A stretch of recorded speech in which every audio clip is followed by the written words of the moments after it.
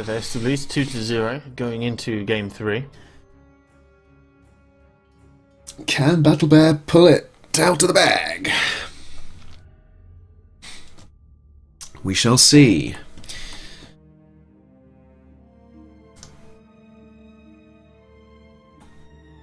Find out next time.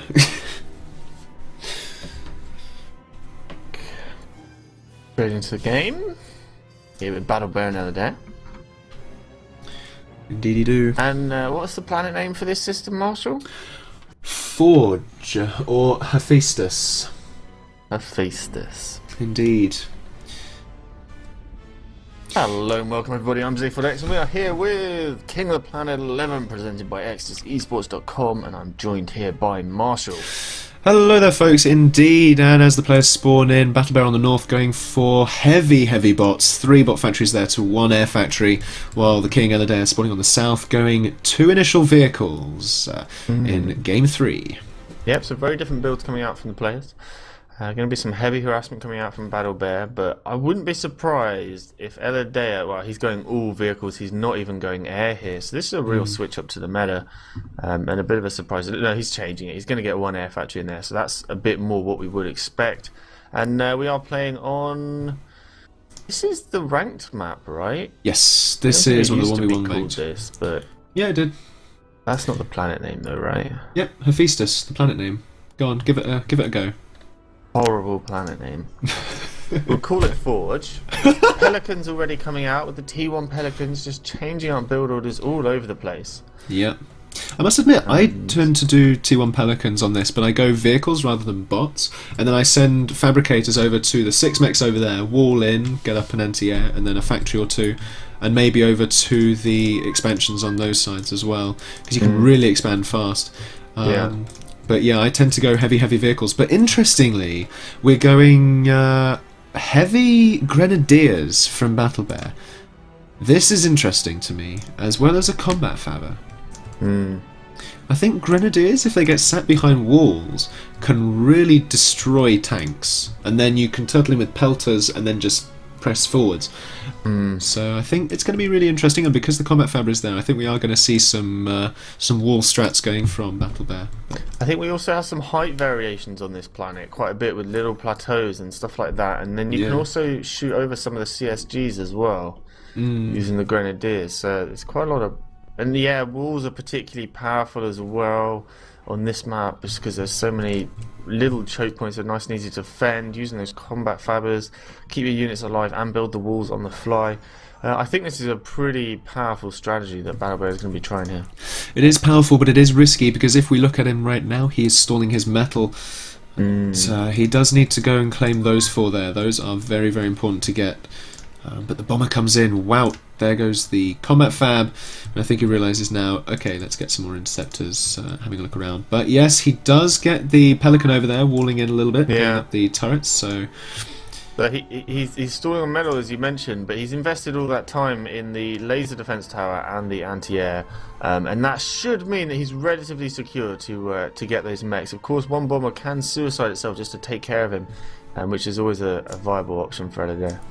Indeed, but this is really interesting to me. Eladea out here expanding to those metal. You don't tend to see that very much unless the player is comfortable that they can get away with it. So that suggests that Eladea is realising that Battlebear is playing a slower, more aggressive turtle game. Yeah, it's a little harder for him to push. He's actually going double wall strats here. Yeah, and with that choke point, and I think this is powerful for Eladea because it gives him so much staging ground over the entire planet. It really is a very powerful amount of map control to be holding. That it is, but we see these docks moving out on the front now with grenadiers backing them up. Thing is, if that combat fabber can get up some walls, then the grenadiers, because they're smaller than the wall height, the tanks cannot get at them, but the grenadiers can shoot back out. Yeah, so they just can't. I mean, but he does need to get up some walls now, because he is starting to lose his forces as the tanks compress in, but they did manage to kill the fabricator, so no more expansions there. But the walls, grenadier though... fire coming in nicely. A bit of it hitting the walls. Yeah. They do actually tend to take tanks down pretty quickly when they start focusing. And now with the combat fabricator there, sort of fortressing in. But oh my goodness, in the back of Battlebear's base, we didn't see this. That must have been a hot pelican drop with infernos.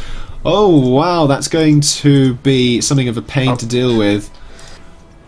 The Uber cannon missing as well. That's a real nuisance. The power gens there, they do actually go down relatively quickly now since they got nerfed down to 1000 HP. So nice little inferno drop. He does take care of the air factory. But I'm not sure really how much lasting damage. If he took care of more power gens, then that really would be a huge thing. But I think the additional pressure he's putting on here with his units is also helping out and stopping Battlebear do exactly what he wants to. I think Battlebear needs to transition up into tanks, certainly if only to defend against this sort of thing, because now Eladay are realising, okay, so you're going to be an aggressive turtle down that side. I'm just going to come in around the other side and the back of your base where your units are not. And now with these tanks over here as well, they're just going to go and set up that movement queue to the expanding mechs, which they will be able to sort out. Battlebear has scouted the right-hand side, but Battlebear has those 6 mechs. It's a really big advantage for Battlebear.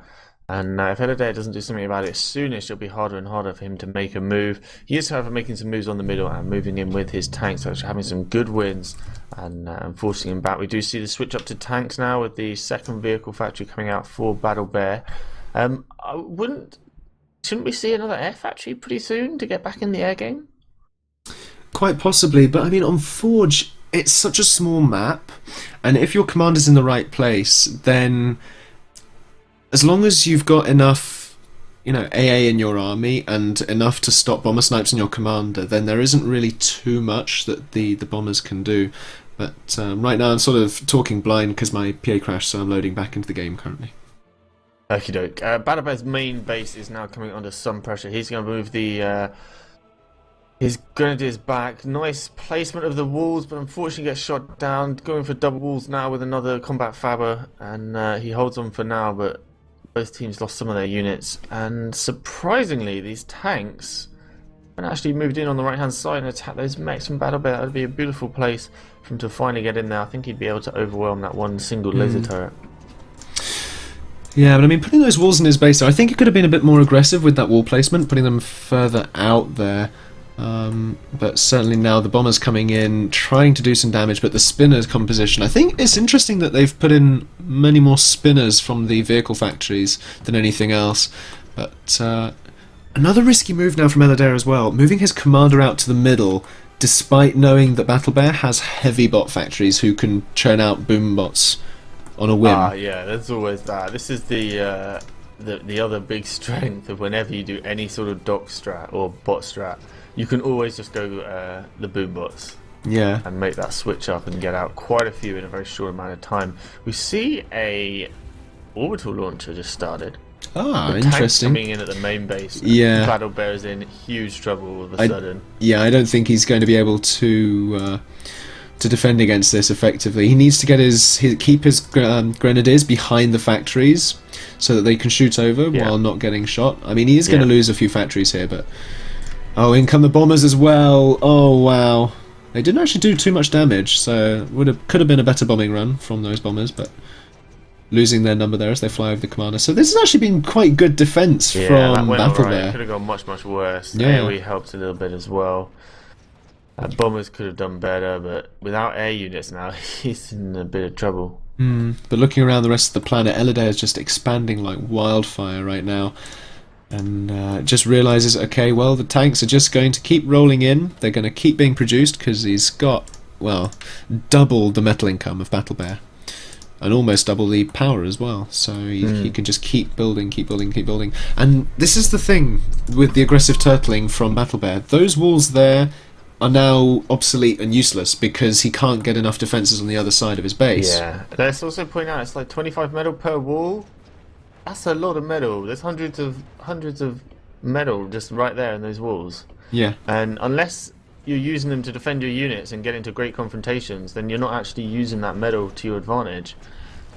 So those could be turrets or something else in different areas that might have helped a bit more. Unfortunately for him now, I think Battlebear realises this is the end. He's trying to make the switch up to boom bots, but it's too late. Yeah. There's just too many tanks all over the planet that he cannot deal with now, and because he's out of the air game as well, any bombers that he tries to send in he can't really do anything with. And that's the other thing, Elodea knowing he doesn't need to bother with spinners, which gives him even more tank to spinner ratio, whereas Battlebear has to bother with spinners. Elodea going for the safety, building up another umbrella just near where his commander is, making sure that no orbital shenanigans can go on. Moving on with the boombots for Battlebear. No point moving in too few of them. But I think Elodea knows that the boombots are there. And wow, the T2 vehicle factory, that is audacious. With lots of fabricators there, building at 7. That's going to go up pretty fast. But the umbrella is there. And I don't actually see Deep Space Orbital Radar, but the GG is called. And that is it. Elodea remains king of the planet. Yeah, Elodea is still champion. He's still got it. He absolutely still has it, right? Indeed he does. I think on Forge, you need to go tanks as a staple, unless your opponent starts to be somewhat more defensive, at which point you need to move away from tanks, because tanks against walls on this map are it's not going to get you anywhere. I think Battlebear had the right idea with walls, but he didn't have the right idea with the aggressive enough defense and expansion blocking, because Elodea just had the whole rest of the planet there, which Battlebear just couldn't keep up with because of the localization that he put himself in. Yep, let's grab Matisse and Yags in here and see what they have to say. Cool. Hello, Matisse and Yags. How you doing? Welcome to the stream. Hello, thanks for the invitation. Hello, pretty good. Stuff. That was Matisse, followed by Yags. So, Elodea remains the king. Are you surprised? No, I'm not surprised at all. As you can see in all of these 3 games, Elodea just pretty much dominated Battlebear. You can see like his macro is just much better than pretty much everyone else in the game, basically. Yeah, it really didn't seem like Battlebear fared well enough. He was choosing all these ranked maps, and that's really where Elodea had most of his experience, was in the ranked maps, so I kind of questioned Battlebear's map-making choice, and he just didn't really seem prepared. Yeah, I agreed. He Elodea had he just knew what does he need to do on every map, basically. He had perfect solution to every problem, and he just steamrolled Battlebear, basically. I do like, though, the idea of Battlebear to get air transport and then get this little choke point in the 3rd game. It gave him quite a nice advantage in terms of metal, but then grenadiers and walls are not really as good as tanks, basically. The map is very small, so that could be a nice idea, but there is still a lot of paths that you can attack through various ways, and it was just not enough, I think. The thing is, though, the tanks are pretty slow. The walls go up pretty quick. Once you start getting walls up, they're kind of there. You don't think, perhaps, it's a viable strategy? It just didn't work out against the one known as Elodea. Yeah, I think it hasn't really been tested very much yet, and I think there's definitely it can be viable, but I just don't really think anyone. I think it could maybe work as some kind of support, because you first you have to claim map control, and you cannot really claim too much map control with those walls, because they just go up way too slowly. So even if you get like 5 or maybe 10 maxes, that's still not enough to grab at least half of a map or something. So the guy who will go for tanks will always have more metal, and then eventually he will just overrun him with pelters or something. So, Matisse, you've been away for quite a while. What did you think of the all-naval from Elodea in the 2nd game? Yeah, it was. It seems like it's just very good. Aircraft has been nerfed quite significantly, as I can see.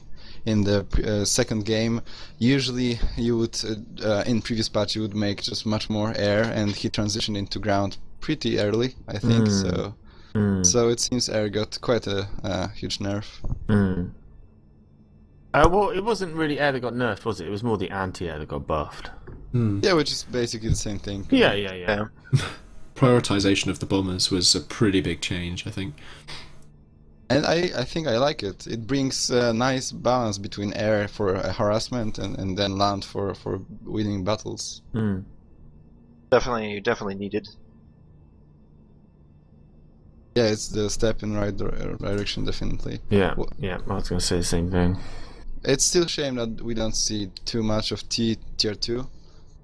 Tier 2 Navy is quite nice, but still, it was mostly tier 1 tanks and grenadiers. It would be cool if we had more of it.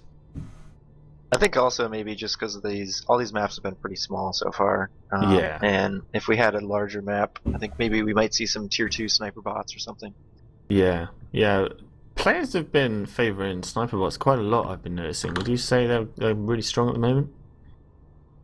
I haven't actually played around with them that much yet. I'm actually, like, this next week, hopefully I'm going to get used to the new balance and try out all the new things and try the Grenadiers strategies and everything. But I can't really say whether or not they're good yet. What were the changes of sniper bot? I don't think there have been any changes. Nothing major. But people tend to use them quite a lot right now. Sniper bots have insane micro potential, so that's very nice. If you micro them correctly early on, then they usually beat vehicles pretty hardcore. One of the changes is the Blue Hawks and sniper bots now shoot against orbital units.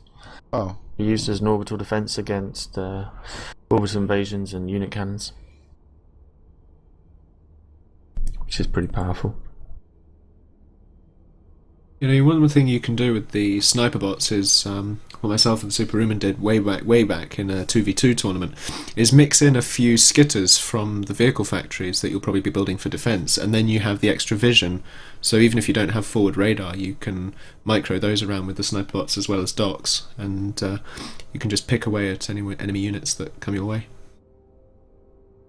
That sounds pretty interesting. I wonder how big overall will Inferno drops have, because I feel like they have insane potential. Like, if Alodia dropped like 2 Infernos in this small choke point where Battlebear had 6 maxes, he would probably wreck it. So and the drop into the base was really nice as well. So maybe it will be more popular soon.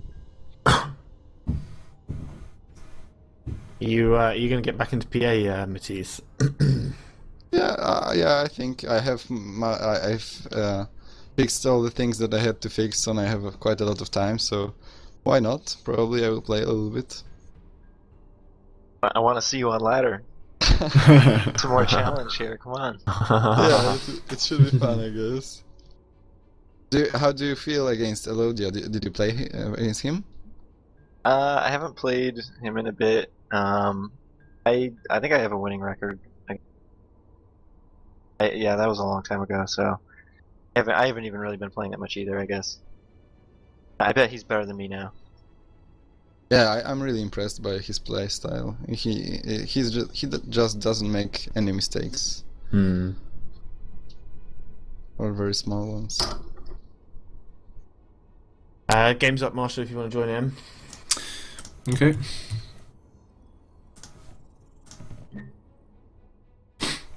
Looks like Ade is going to be choosing sticks, which will be really interesting.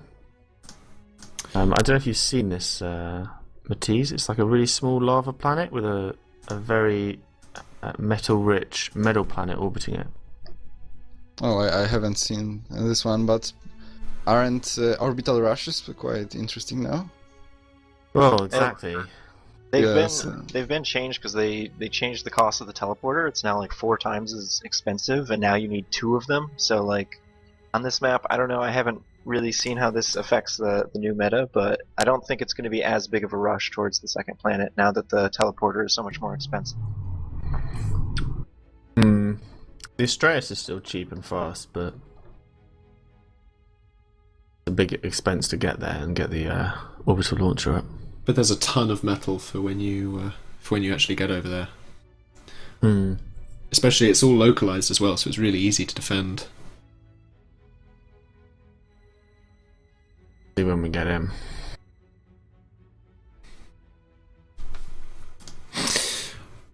Well, thanks, guys. Yep. Thanks, guys. Those were guest analysts, Matisse and Yates.